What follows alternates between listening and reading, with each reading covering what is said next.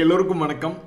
Share market ஒரு தண்டமே இன்னைக்கு, அது ஒரு முண்டமே இன்னைக்கு அப்படின்ற தலைப்பில் தான் நான் பேச வந்திருக்கேன். ஏன்னா காலையில் பாசிட்டிவ்ல இருந்த மார்க்கெட் 200 பாயிண்ட் பக்கம் வீழ்ச்சி அடைஞ்சிருக்கு. இருந்தாலும் இன்னைக்கு ஒரு மிகப்பெரிய செய்தி, எங்கே திரும்பினாலும் இந்த எல்ஜி இந்தியா ஒரு பம்பர் லாட்ரி மாதிரி ஒரே நாளில் லிஸ்டிங் கெயினில் வந்து கிட்டத்தட்ட 50% வந்து பாசிட்டிவ்ல ட்ரேட் ஆகிட்டு இருக்கிறதா இன்னைக்கு ஊர் முழுக்க பேச்சு. ஸோ யாருக்கெல்லாம் இந்த எல்ஜி இந்தியா ஷேர் கிடைச்சிருக்கோ அவங்கெல்லாம் மோனிகா அப்படின்னு ஜாலியாக விளையாண்டுக்கிட்டு இருப்பாங்க. இந்த சமயத்தில் ஐபிஓக்கெல்லாம் ஒன்று ஓப்பனாக இருக்குது. கனரா ஹெச்எஸ்பிசி லைஃப் இன்சூரன்ஸ் அப்படின்ற ஐபிஓ, அதனுடைய கடைசி தேதி என்பது அக்டோபர் 14, இன்றுடன் முடிகிறது. இவங்க 106 ரூபாய் என்பது இவங்களுடைய பிரைஸ் பேண்டாக இருக்கக்கூடிய சமயத்தில் இதனுடைய கிரே மார்க்கெட் ப்ரீமியம் என்ன அப்படின்னு பார்த்தோம்னா, எப்படி அந்த டாடா கேபிட்டல் வெறும் 3 ரூபா மாதிரி வந்து லிஸ்டிங் கெயின் காமிச்சுது, அதே மாதிரி இது வெறும் 1% தான் தற்போதைக்கு காமித்து கொண்டிருக்கிறது. ஸோ சமீபத்தினுடைய வரலாறில் மிகவும் மகிழ்ச்சிகரமாக வந்திருக்கக்கூடிய ஐபிஓக்களில் இந்த எல்ஜி இந்தியா அப்படின்ற ஐபிஓனுடைய லிஸ்டிங் ஆல்மோஸ்ட் 549 ரூபாய் ஏறி 1689 ரூபாயில் இந்த எல்ஜிஇ இந்தியா அப்படின்ற ஐபிஓ லிஸ்டிங் கெயின் ஆகியிருக்கிறது. மிகப்பெரிய ஒரு வரப்பிரசாதமாக தீபாவளி பரிசாக வந்திருக்கிறது. சில்வர்னு ஊரு பூரம் பேசுகிறாங்க. அது ஒரு நாளில் ஒரு வருஷத்தில் 50% ஏறுறத ஸ்டாக் மார்க்கெட்டில் கரெக்டாக கணிப்பு வந்து அதே மாதிரி லக்கும் அடித்து பல பேர்த்துக்கு இந்த எல்ஜி இந்தியா கிடைச்சதா கமெண்ட் பண்ணியிருந்தாங்க. 50% ஒரு நாளில் ஏறினது கண்டிப்பாக ஒரு தீபாவளி பரிசாகத்தான் பார்க்கப்படுகிறது. அதாவது பார்த்தீங்கன்னா நண்பர்களே, சைஞ்சக்கா போடுபவனுக்கே இந்த தலைமை என்பது, மேனேஜ்மெண்ட் என்பது உதவி செய்யும். அவனுக்கு நல்லா இன்க்ரிமெண்ட் போடும், முறைச்சி பார்க்குறவங்களுக்கு எந்த விதமான இன்க்ரிமெண்ட்டும் போடாது அப்படின்ற மாதிரி இருக்குது சில கார்ப்பரேட் கம்பெனிகளுடைய வாழ்க்கை. அப்படித்தான் தொடர்ந்து அமெரிக்காவுக்கு சைஞ்சக்கா போட்டே இந்த பாகிஸ்தான் என்பது முன்னாடி வந்து கொண்டு இருக்கக்கூடிய நேரத்தில் நம்ம இந்தியாவிலிருந்து மிக முக்கியமான டீம் மறுபடியும் அமெரிக்காவுக்கு இன்னொரு விசிட் போகிறாங்க. கடந்த முறை போனாங்க, அமெரிக்காவிலிருந்து இங்கே வந்தாங்க. மறுபடியும் நம்மளுக்கு அங்கே போகக்கூடிய நேரத்தில் நம்மளும் ஏதாவது சைஞ்சக்கா போடணுமா, நம்மளும் 2 சைஞ்சக்கா கட்டை எடுத்து அமெரிக்கா வாழ்க ட்ரம்ப் வாழ்கன்னு அடிச்சுக்கணுமான்றது தெரியல. ஆக மொத்தம் இந்தியாவினுடைய ஷேர் மார்க்கெட்டுக்கு மிகப்பெரிய ஒரு செய்தி. நம்மளுடைய நெகோஷியேட்டர்ஸ் வந்து அமெரிக்கா போகிறாங்க ட்ரேட் டீல் சம்மந்தமாக. இதில் என்ன சாதிச்சுட்டு வர போகிறாங்க அப்படின்றத பொறுத்து இருந்தால் பார்க்கணும். இந்த ட்ரம்ப் அவர்கள் வந்து நம்ம மேலே வேணுக்குன்னே என்னை பற்றி தானே நீங்கள் பாராட்டி பேச மாட்டேன்றீங்கன்றதுனாலேயே 25% எக்ஸ்ட்ரா டேரிஃபை போட்டு விட்டா அப்படின்னு நினைக்கிறேன். பாவங்க இந்த மனுஷன், யுனைடெட் கிங்டமுடைய பிரைம் மினிஸ்டர், அவர் கண்டிப்பாக சைஞ்சக்கா போட மாட்டார்னு சொல்லி அவரை கூப்பிட்டு ஹாய் மட்டும் சொல்லிட்டு கொண்டு போய் பின்னாடி நிற்க வச்சுக்கிட்டு, யார் சைஞ்சக்கா எனக்கு போடுறீங்களோ அவங்க மட்டும் பேசுங்க அப்படின்ற மாதிரி ஆகிப்போச்சு. ஸோ நம்மளுக்கு போய் அங்கே என்ன முறைக்க போகிறாங்களா இல்லை அது போகலையே அந்த சைஞ்சக்கா கட்டை எடுத்துகிட்டு போகிறாங்களா அப்படின்றது தெரில. நண்பர்களே, டாடா மோட்டரில் மிகப்பெரிய ஒரு சம்பவம். நீங்கள் சொல்லலாம் அது டீமெர்ஜர் இன்னைக்கு ஆயிருக்கு, அதுதானே பெரிய சம்பவம். கிடையாது. தொடர்ந்து இறங்கி கொண்டே இருந்த டாடா மோட்டர் இன்னைக்கு தான் கொஞ்சம் சந்தோஷமாக சிரித்து லேசாக 2% ஏறி இருந்தான். ஸோ தற்போதைய நிலைமையில் டாடா மோட்டர் என்பது 251 ரூபா. எவ்வளவு பெரிய சரிவு பார்த்தீங்களா, கடும் சரிவு. 251 ரூபா கீழே இறங்கி 409 ரூபாயின் ட்ரேட் ஆகிட்டு இருக்கு. ஸோ இன்னொரு 20 நாளோ 30 நாளோ 40 நாளோ எத்தனையோ நாளில் அந்த டாடா மோட்டர்னுடைய கமர்ஷியல் வெஹிக்கிளினுடைய பிஸ்னஸ் ஷேர் இலவசமாக வரப்போகுது. 1 வச்சுருந்தா 1, 10 வச்சுருந்தா 10, 100 வச்சுருந்தா 100 அப்படின்ற மாதிரி ஒரு ஷேர் இலவசமாக, இதுக்கு ஈக்குவலண்ட்டான ஹோல்டிங்க்கு ஒரு ஷேர் என்பது இலவசமாக வரப்போகுது. அப்போ அது வரும்பொழுது கடைசிக்கு குறைஞ்சபட்சம் 251 ரூபாய்க்கு மேலே தான் வந்து லிஸ்ட் ஆகணும். அப்படின்னா தான் நம்மளுக்கு எந்த விதமான பாதிப்பும் இந்த டாடா மோட்டர் ஷேர் வச்சுருக்கிறவங்களுக்கு இருக்காது. இல்லைன்னா அப்புறம் கும்பா குட்டி தான். நண்பர்களே, இந்த வருஷத்தில் வந்து கீழிருந்து பவுன்ஸ் ஆன பங்குகளினுடைய செக்டர்களில் பார்த்துட்டு இருக்கும்போது அந்த சோலார் ரிலேட்டடான செக்டர்கள், ஃபைனான்ஸ் அண்ட் பேங்க்ஸ் ரிலேட்டடான சில செக்டர்கள், மெட்டல்ஸ் ரிலேட்டடான சில செக்டர்கள்லாம் வந்து கீழிருந்து கொஞ்சம் மேல் நோக்கி பவுன்ஸ் ஆயிருந்தான். மற்றதெல்லாம் நிறைய பேர் கீழே தான் விழுந்து கிடக்கிறாங்க. ரயில்வே துறை போன்ற பங்குகள்லாம் பல்வேறு செக்டர்கள் வந்து கீழே தான் கிடக்கு. இந்த சமயத்தில் திடீர்னு ஒரு 4-5 மாதத்துக்குள்ளே திடீர்னு பிக்கப் ஆன ஒரு செக்டர் எப்படின்னு பார்த்தீங்கன்னா ரேர் எர்த் ரிலேட்டடான ஸ்டாக்ஸ். இவங்க வந்து பெருசாக இன்னும் அதுக்குள்ளே போகலை அப்படின்னாலும் அந்த வேலைக்கு போகையில் இந்த மாதிரியான பங்குகள் தான் மேபி எதிர்காலத்தில் அந்த ரேர் எர்த் மேக்னெட்ஸை மைனிங் பண்ணுறதுலேருந்து ஆரம்பித்து அந்த ப்ராடக்ட் சென்றதில் இவங்களுடைய வேலை தான் அதிகமாக இருக்கும் அப்படின்ற ஒரு கணிப்பில் இந்த ஜிஎம்டிசி அப்படின்ற பங்கு சமீபத்தில் என்னாச்சு அப்படின்னு பார்க்கும்பொழுது இருக்கிறதுலே ஒரு நல்ல டாப் கெய்னராக இந்த ஜிஎம்டிசி அப்படின்ற பங்கு ஒரு மீட்டிங் போடுறாங்க அப்படின்ற ஒரு சொன்ன ஒரே காரணத்துக்காக மிகப்பெரிய கடும் உச்சத்தை அடைஞ்சிருக்கு. இந்த மொயில் லிமிடெட் அப்படின்ற பங்கு இன்னும் எந்த விதமான விஷயத்தையும் பண்ணல அப்படின்னாலும் தன்னுடைய இழப்பிலிருந்து ஆகஸ்ட் மாதத்தினுடைய லோலிருந்து திரும்பி தன்னுடைய ஹையை மீட்டெடுத்திருக்கான். இது புதிய உச்சம் என்பதெல்லாம் போகல, பட்டு தன்னுடைய ஹையை மீட்டெடுத்திருக்கான். ஹிந்துஸ்தான் காப்பர் அப்படின்ற பங்கு அவன் இது போன்ற அறிவிப்புகளுக்கு பிறகு மிகவும் அற்புதமான ஒரு ஏற்றம் என்பது இந்த ஹிந்துஸ்தான் காப்பர் பண்ணியிருக்கான். இந்த இந்தியன் மெட்டல்ஸ் அண்ட் ஃபெராய்ஸ் லிமிடெட் அப்படின்றது அவனும் மிகப்பெரிய ஒரு விஷயத்தை பண்ணியிருக்கான். ஸோ 4 பேர்த்துக்கு 3 பேர் பாஸ் பண்ணியிருக்கானுங்க. அப்போ ஒருத்தர் கும்பா பாட்டு பாடி விட்டுருக்கான். ஸோ இப்போ இந்த ரேர் எர்த் ஸ்டாக்ஸ் போன்ற பங்குகள்லாம் அடுத்தடுத்த வருடங்களில் என்ன பண்ணும், 7000 கோடிக்கு மேலே ஒதுக்கீடு செஞ்சுருக்கிறதா நான் ஏதோ ஒரு பத்திரிகையில் படிச்சுக்கிட்டு இருந்தேன். ஸோ இது போன்ற பங்குகள் அடுத்தடுத்த வருடங்களில் என்ன பண்ணும் அப்படின்னு தெரிஞ்சுக்கிறதுக்கு ரொம்ப ஆர்வமாக இருக்குது. இந்த வருஷத்தில் இந்த நியூஸுக்கு என்ன சாதிச்சிருக்கானுங்கன்னா, இந்த செக்டரில் இருந்த ஒரு 4 பேரில் ஒரு 3 பேர் புதிய உச்சம் என்பது போய் தொட்டிருக்காங்க. ஒரே ஒருத்தன் மட்டும் பழசு என்ன உயர்வாக இருந்ததோ அதை மட்டும் மீட்டெடுத்திருக்கான். ஸோ இந்த வருஷத்தில் உங்களை பார்த்து யாராவது இந்த வருஷத்தில் எந்த செக்டருங்க கீழிருந்து மேல் நோக்கி ஏறி வந்தால் அல்லது புதிய உச்சங்கள் தொட்டானா இந்த ரேர் எர்த் ஸ்டாக்ஸ் சம்மந்தப்பட்ட மினரல்ஸ் மைனிங் சம்மந்தப்பட்ட பங்குகளில் இதெல்லாம் ஓரளவுக்கு மேலே வந்திருக்கான். நண்பர்களே, ஒரு முக்கியமான தகவல், ஷேர் மார்க்கெட் கீழே இறங்கும்போது பாதிக்கப்பட்டதில் இந்த ஓஎன்ஜிசி ஷேர் அப்படின்றதும் பாதிக்கப்பட்ட ஒரு ஷேராக இருந்தது. பல முறை 2 days மூவிங் ஆவரேஜ் தாண்ட முயற்சி செஞ்சு இவனை யாருமே ஏற விடல, பல முறை கீழே இறக்கியிருக்காங்க. இப்போ மறுபடியும் 2 days மூவிங் ஆவரேஜ் தாண்டி இருக்கு. ஆனால் இவன் யார் தெரியுங்களா, இவன் ஒரு தனி சாம்ராஜ்யம்.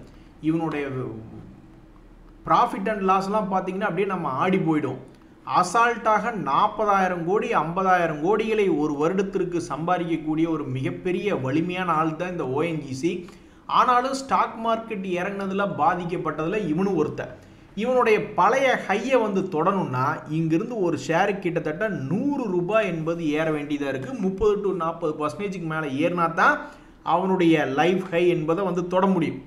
ஸோ இவனுக்கு என்னைக்கு நல்ல காலம் பிறக்குது, இந்த 2025 இப்போ வரைக்கும் ஒரு தடவோட லைஃப் ஹை போகல. 2024 லைஃப் ஹை போனான்னா போயிருக்கான். சரி, 2023 சமயங்களில் லைஃப் ஹை போயிருக்கான்னா அப்பவும் ஒரு முறை 2023லையும் ஒரு முறை ஒரு லைஃப் ஹை என்பது போயிருக்கான். சரி, 2022 போயிருக்கானா அப்படின்னா பாருங்க நாட்டினுடைய நிலைமை எவ்வளவு கேவலமாக இருக்கு. ஒரு தனி சாம்ராஜ்யத்தையே அமைக்கக்கூடிய இந்த ஓஎன்ஜிசி ஒவ்வொரு வருடமும் 2021 போகல, அஃப்கோர்ஸ் அது கோவிட் டைம். ஆனால் அதுக்கு முன்னாடி 2022 ஒரு புதிய உச்சம் தொட்டான், 23 தொட்டான், 24 தொட்டான். ஆனாலும் இந்த 25 பாவம் இவனால் தொட முடியல. மாதமே இன்னும் 2 மாதம்தான் இருக்குது. இப்போ அவன் என்ன பண்ண போகிறான்னு தெரில. அப்படி இந்த வருஷத்தில் இவனால் பழைய உச்சத்தை போய் தொட முடியலனா மிகப்பெரிய சாம்ராஜ்யத்தை கொண்ட 40,000 கோடிக்கு மேலே சம்பாதிக்கக்கூடிய ஒரு கம்பெனி ஒரு வருடத்தில் தன்னுடைய புதிய உச்சத்தை போய் தொட முடியலை அப்படின்ற ஒரு பெயர் வாங்க போகிறது. அதனால் இப்போ பல பேர் என்ன ப்ரே பண்ணிக்கிட்டு இருக்காங்கன்னா, ஆண்டவா இந்த ஓஎன்ஜிசிக்கு இந்த பேர் வந்துடக்கூடாது, எப்படியாவது இவனை ஒரு புதிய உச்சத்தை தொடை அப்படின்ற மாதிரி வேண்டிக்கிட்டு இருக்காங்க.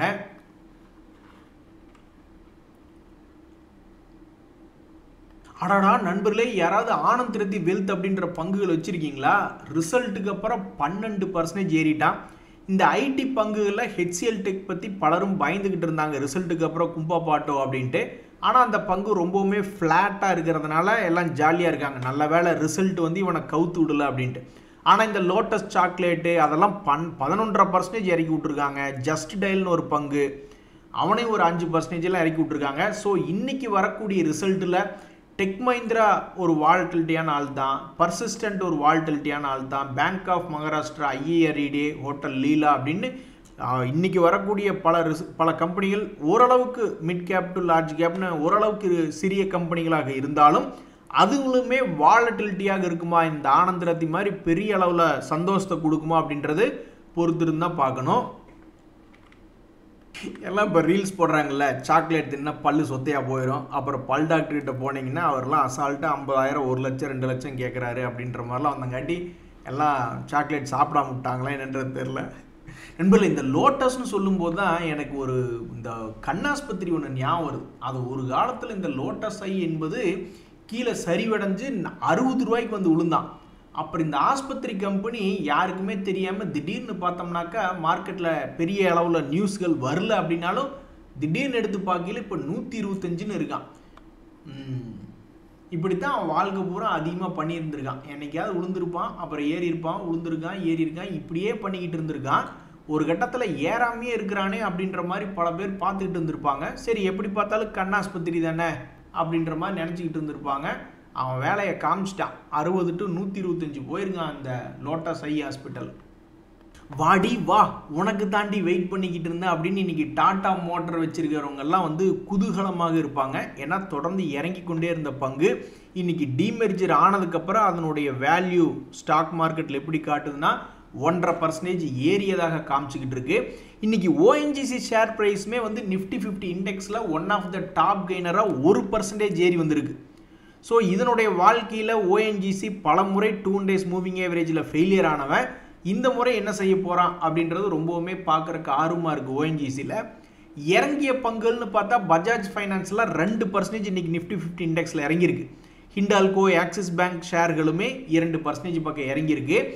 நிஃப்டி நெக்ஸ்ட் 50 இண்டெக்ஸ் எடுத்து பார்த்தீங்கன்னா ஏன்டா இன்னைக்கு இந்த இண்டெக்ஸ் எல்லாம் மார்க்கெட்டில் ஓப்பன் பண்ணி வச்சுருக்காங்கன்னு உங்களுக்கு தோணும்.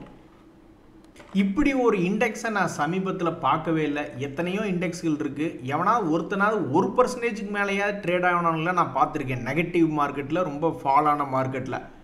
ஆனால் இன்றைக்கி மார்க்கெட் ஃபால் ஆகிருக்கு இல்லைன்னு நான் சொல்லலை. பட் இது ஒரு மார்க்கெட் கிராஷ் மாதிரி ட்ரீட் பண்ணி ஒருத்தவங்களோட 1% கூட தாண்டாதவனாக இந்த நிஃப்டி நெக்ஸ்ட் 50 இண்டெக்ஸில் இருக்கான். இது ரொம்பவுமே கடுப்பான விஷயம். அதே சமயம் நிஃப்டி நெக்ஸ்ட் 50 இண்டெக்ஸில் இந்த போஷ் லிமிட்டெல்லாம் இன்றைக்கி 2.5% இறங்கியிருக்கு. அதை விடுங்க, நிஃப்டி மிட் கேப் இண்டெக்ஸ் பார்த்தீங்கன்னா ரொம்பவுமே ஷாக்கிங்காக இருக்குது. இன்றைக்கி டிக்சன் ரொம்ப வால்டிலிட்டியான ஆள், அவன் 4% இறங்கியிருக்கான். பேங்க்குகள்லாம் வந்து தலைக்கு 3% மொய் எழுதிட்டு போயிருக்கானு. ஐஓபியில் 3% காணும், எஸ் பேங்க்கில் 3%. இப்போ தான் அவன் ஏதோ ஒரு பிரேக் அவுட் காமிச்சிக்கிட்டு இருந்தான் எஸ் பேங்க்கு. அதுக்கப்புறம் ஷாக்கிங்காக 3% கும்பாவாக பாடியிருக்கான். ஏன்டா இப்படி ஜிக்ஜாக ஆடிக்கிட்டு இருக்கீங்க ஜிக்ஜாக் பண்டைனுங்களா அப்படின்ற மாதிரி நம்மளுக்கு ரத்தம் கொதிக்கும். அதே மாதிரி தான் இந்த யூகோ பேங்க், அவனும் ஒரு 3% கும்பா. ஸோ ரொம்பவுமே ஷாக்கிங்காக இருக்குது நிஃப்டி மிட் கேப் இண்டெக்ஸில். அதே மாதிரி நீங்கள் பார்க்கும்பொழுது இன்றைக்கி மிட் கேப் இண்டெக்ஸில் வந்து இந்த ஐஆர்இடியே ஒரு 3% ஏறினது ரொம்ப மனசுக்கு மகிழ்ச்சிகரமாக இருக்குது. டாடா இன்வெஸ்ட் சமீபத்தில் ஓரளவுக்கு ட்ரேட் ஆகிட்டு இருக்கான். இன்றைக்கி 3% ஏறி இருக்கான். பார்த்தீங்களா, இந்த செல்லக்குட்டி 1024 ரூபாய்னு 1000 ரூபாய்க்கு கீழே லிஸ்டிங் ஆகுமோன்னு பார்த்துக்கிட்டு இருந்தாங்க நேற்றத்தை ப்ரைஸை பொறுத்த வரைக்கும், அதாவது ஸ்ப்ளிட் ஆனதுக்கப்புறம். ஆனால் அது 1024ன்னு 3% ஏறி இந்த செல்லம் ட்ரேட் ஆகிட்டு இருக்கு. பல பேர்த்தினுடைய செல்லக்குட்டி சமீபத்தில் இந்த டாடா இன்வெஸ்ட் தான். அது இன்னைக்கு மிட் கேப்பில் அதுவும் ஒரு டாப் கெய்னராக இருக்குது. இங்கே பாருங்க நண்பர்களே, இந்த ஸ்மால் கேப் இண்டெக்ஸை தொடர்ந்து 4-5வது நாட்களாக ஏதாவது ஒரு பங்கு வந்து 7%, 10% ஏறி மனதுக்கு குளிர்ச்சியாக இருக்கிறதுல ஸ்மால் கேப் ஸ்டாக்ஸ் தான். அதில் இந்த ஆனந்திரத்தி 12% ஏறினது காரணம் தான் நம்ம அப்படியே பார்த்துட்டோமே. அவனுடைய ரிசல்ட்டுனால ஆனந்தமாக ரதியோடு ஆடிக்கிட்டு இருக்காங்க அந்த ஷேர் ஹோல்டர்ஸ் எல்லாம். ஸ்மால் கேப்பில் இறங்கிய பங்குகள்னு பார்த்தா இந்த நாட்கோ ஃபார்மா அதை ஏன் நான் முதல்ல சொல்லணும், அதை ஏன் நான் முதல்ல வாசிக்கிறேன். வேற ஒன்று இருக்குல்ல, ரிலையன்ஸ் இன்ஃப்ரா அப்படின்றது 5% இறங்கியிருக்கு. அடுத்ததாக இந்த நாட்கோ ஃபார்மா டாப் லூசர்ஸில் ஒரு பங்காக இந்த நாட்கோ ஃபார்மா 4% இறங்கியிருக்கு. நண்பர்களே, இந்த மைக்ரோ கேப் இண்டெக்ஸில் வந்து இன்றைக்கி என்ன நினச்சான்னு தெரில. எம்டார்டெக் இப்போ தான் பாகிஸ்தான் அமைச்சரை பார்த்து இந்த ட்ரம்ப் அவர்கள் வந்து என்ன சொன்னார்னா, நீங்களும் இந்தியாவும் ஒட்டுக்காக தானே வாழ போகிறீங்க, ஒன்றா ஜாலியாக இருக்க போகிறீங்கன்னு தான் சொல்லி முடித்தாங்க. கடைசியில் பார்த்தா டிஃபென்ஸ் துறையில் ஒரு பங்கு மைக்ரோ கேப்பில் எம்டார்டெக் தொகுத்தி 10% ப்ளஸில் வச்சுருக்காங்க. என்ன சம்பவம்னு தெரில. இதில் இன்றைக்கி பெரிய லூசர்ஸே யாரும் இல்லைங்க நண்பர்களே. கடைசியில் பார்க்க போனால் இன்றைக்கி மார்க்கெட் இறங்கியிருக்கு, ஆனால் 10-20% குப்பரை விழுந்தவன்னு பார்த்தா ஒன்றும் பெருசாக காணமே.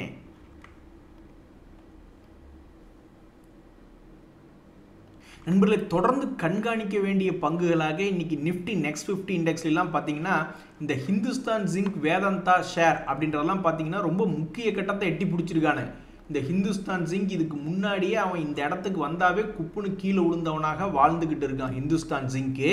அப்போ அடுத்த 6 மாதங்கள் கழித்து எடுத்து பார்க்கும்போது குப்புன்னு கீழே விழுந்திருப்பானா, இதை ஒரு ரெசிஸ்டன்ஸாக எடுத்துக்கிட்டு அல்லது இது வந்து ஒரு பிரேக் அவுட் நியூஸில் வரப்போகுதா, ஏற்கனவே இருந்த தடைகளை உடச்செறிஞ்சு மேலே போன நியூஸில் வரப்போகுதா அப்படின்றது தெரில. ஸோ இது எந்த நியூஸில் வரப்போகுது, தன்னுடைய 500 ரூபாயிலிருந்து பெரிய அளவில் 200 ரூபாய் கீழே விழுந்து எப்போவுமே நான் அப்படித்தானடா பண்ணிக்கிட்டு இருக்கேன் அப்படின்ற பெயர் வாங்க போகிறதா, அல்லது பிரேக் அவுட் ஆகி ஒரு காலத்தில் 2024 அவனுடைய ஹை இங்கிருந்து 200 ரூபா தள்ளி 700 ரூபாயில் இருக்குது, அப்போ இழந்ததை மீட்டெடுக்க போகின்ற நியூஸில் வரப்போகுதா, அல்லது எதிர்காலத்தில் தன் பழைய இடத்துக்கே இன்னொரு ரவுண்டு போயிட்டு இன்னொரு ரவுண்டு போகலான்னு கீழே வர்றதுக்காக வர்றானா அப்படின்றது தெரியல. மிக முக்கியமான கட்டத்தில் இந்த ஹிந்துஸ்தான் ஜிங்க் என்பது ட்ரேட் ஆகிட்டு இருக்கு. வேதாந்தா அப்படின்ற பங்குமே மிக முக்கியமான கட்டத்தில் வந்து அவனு ட்ரேட் ஆகிட்டு இருக்கான். அடுத்தடுத்த நாட்களில் இந்த பங்குகள் எப்படி ட்ரேட் ஆகுதுன்னு தெரிஞ்சுக்கிறதுக்கு ரொம்ப ஆர்வமாக இருக்குது. நண்பர்களே, ஷேர் மார்க்கெட்டை பொறுத்த வரைக்கும் எது பெஸ்ட் எது ஒஸ்ட் என்பது மார்க்கெட் தான் நிர்ணயிக்கும். கீழே உளுந்து கிடப்பான், அப்புறம் அவனை தூக்கி மேலே குறை வச்சிருப்பாங்க, மேலே இருப்பான், அப்புறம் மேலேருந்து கீழே இறக்கி விட்ருவாங்க. பார்த்தீங்கன்னா இப்போ நிஃப்டி மிட் கேப் இண்டெக்ஸில் பார்த்தீங்கன்னா இன்றைய தேதியில் இந்த IREDA அப்படின்ற பங்கு மிகவும் முக்கியமான ஒரு பேசும் பொருளாக இருக்குது. ஏன் அப்படின்னா சமீபத்தில் தான் 50 days மூவிங் ஆவரேஜ் தாண்டினா, அப்புறம் உளுந்தா, அப்புறம் மறுபடியும் தாண்டான், மறுபடியும் உளுந்தா, மறுபடியும் ஏறான். இப்படி இருந்தால் எந்த ட்ரேடர் உருப்படியாக வாழ முடியும்? ஸோ இந்த மாதிரி ஒரு விஷயம் நடக்குதுனாவே அது ஒரு மீன் மண்டை பேட்டர்ன் மாதிரி போட்டு எதிர்காலத்தில் ஏதோ ஒரு விஷயம் பண்ணுவானோ, பெருசாக ஏறுறதோ அல்லது பெருசாக இறங்குறதோ, அல்லது பெருசாக ஏறுற மாதிரி காமிச்சிட்டு பெருசாக இறங்குறதோ, அல்லது பெருசாக இறங்குற மாதிரி காமிச்சிட்டு பெருசாக ஏறுறதோன்னு ஏதோ ஒரு சம்பவத்தை பெருசாக பண்ணி காமிப்பானா அப்படின்ற ஒரு எதிர்பார்ப்பு தான் பல ட்ரேடர்களுடைய மத்தியில் வந்திருக்கு. இந்த டிக்சன், ஆட பாவி டிக்சன் இப்படி பண்ணிட்டியேடா அப்படின்ற மாதிரி சமீபத்தில் இந்த பங்கு மேல் நோக்கி போகிற மாதிரி ஒரு ரிவர்சல் மாதிரி காமிச்சிக்கிட்டு இன்றைக்கி ஒரே நாளில் மண்ணை கவ்விய பங்காக ஆல்மோஸ்ட் 4% இறங்கி நிஃப்டி மிட் கேப் இண்டெக்ஸ்லேயே ஒரு டாப் லூசராக இருக்குது. ஏண்டா நிறைய ட்ரேடர்கள் நினைப்பாங்க, ஏண்டா அறிவு கெட்டவனே இப்படி ரிவர்சல் காமிக்கிற மாதிரி காமிச்சு இந்த பாயிண்ட்லேருந்து 4% ஏறி ஒரு இழந்ததை மீட்டெடுத்த சிங்கக்குட்டியாக நீ இருப்பின்னு பார்த்தா முக்கியமான பாயிண்ட்லேருந்து 4% இறங்கி கும்பா குட்டி ஆகி நீ எங்கள் முன்னாடி நிற்கிறியடா டிக்சன் அப்படின்ற மாதிரி தான் நினைப்பாங்க.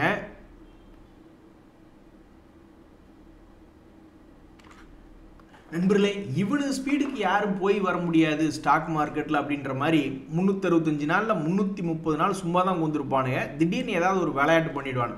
கடந்த 2 நாட்களாகவே ஸ்மால் கேப் இண்டெக்ஸில் ஏறிக்கொண்டு இருக்கக்கூடிய பங்கு அப்படின்னு லிஸ்ட் எடுத்து பார்த்தா இந்த மேப்மை இந்தியா அப்படின்ற பங்கு இருக்கும். என்ன நினச்சான்னு தெரில, சமீபத்தில் 50 days மூவிங் ஆவரேஜை தாண்டுனா அடுத்த 2 நாட்களில் 1700லேருந்து 1900 வந்துட்டான். ஏன்டா இப்படி பண்ணுறீங்க அப்படின்ற மாதிரி ஸ்மால் கேப் இண்டெக்ஸில் இன்றைக்கி 5% ஏறின பங்குல இந்த மேப்மை இந்தியா இருக்குது. MCX என்ன நினச்சிட்டு இருக்கீங்க, ஸ்மால் கேப்பில் இன்றைக்கி அவனு ஒன் ஆஃப் த டாப் கெய்னராக இருக்கான். ஏற்கனவே ஸ்வீட்டடு கொண்டாடுன்ற மாதிரி இந்த ஷேரில் பணம் போட்டவங்கலாம் ஜாலியாக இருந்துக்கிட்டு இருக்காங்க. ஏன்னா அது வந்து ஆல்மோஸ்ட் 5000லிருந்து இந்த வருஷத்துலேயே கிட்டத்தட்ட 9000 வரைக்கும் வந்துடுச்சு 21 days மூவிங் ஆவரேஜ் தாண்டிய பிறகு. அதுக்கப்புறம் கீழே வந்து உங்கள் எல்லாத்துக்கும் கும்பாடா அப்படின்னு பல மற்ற ஷேர் ஹோல்டர்ஸ் எல்லாம் கொக்கரிச்சுக்கிட்டு இருந்தாங்க. கிடையாது அப்படின்ற மாதிரி இறங்கினதை மீட் எடுத்து பாருங்கள், அந்த ஷேரை வச்சுருக்கிறவங்களுக்கு எல்லாம் எவ்வளோ ஜாலி முடிவெடுக்கிறதுக்கு. மேலே வாங்கினவங்களுக்கும் முடிவெடுப்பாங்க, கீழே வாங்கினவங்களும் என்ன வேணாலும் முடிவெடுப்பாங்க. ஆனால் மற்றவங்க முடிவெடுக்க முடியுமா? மற்றவங்களுக்கெல்லாம் கிட்டத்தட்ட 30-40% இறங்கி கிடக்கும் பாவம். ஸோ ஸ்மால் கேப் இண்டெக்ஸில் இவனு 2 பேர் இன்றைக்கி வேலையை காமிச்சிட்டாங்க. ஸோ இதிலிருந்து என்ன தெரியுதுன்னா, அந்த டோட்டல் முக்கியமான இண்டெக்ஸுகளில் பார்க்கும்போது மொத்தமே ஒரு 750 ஷேர் தான் இருக்குது நிஃப்டி 50 இண்டெக்ஸில், டோட்டல் மார்க்கெட் இண்டெக்ஸில். அதில் ஒவ்வொரு ஷேர்லேயும் ஒரு 5000 ரூபா பணம் போடக்கூடிய சக்தி இருந்தவங்கன்னா அப்போ டெய்லியும் ஏதாவது ஒரு பங்கு 10% ஏறுவதையோ 10% இறங்குவதையோ உட்காந்து வேடிக்கை பார்த்துக்கிட்டு இருப்பாங்க. யோ குசும்பே உனக்கு அந்த மாதிரி ஒரு கற்பனை பண்ணி பார்க்குறதுக்கே கிட்டத்தட்ட 40-50 லட்ச ரூபா இருக்கும். அதை கொண்டு நான் அழகு போல் எங்கேயாவது ஒரு பேங்க்கில் போட்டுட்டு மாதமான ஒரு 20,000க்கு மேலே நல்லா வட்டி வாங்கிட்டு நான் நடுவூட்டில் கொண்டுக்குவோமே அப்படின்ற மாதிரி தான் நம்ம எல்லோரும் நினச்சிக்கிட்டு இருப்போம்.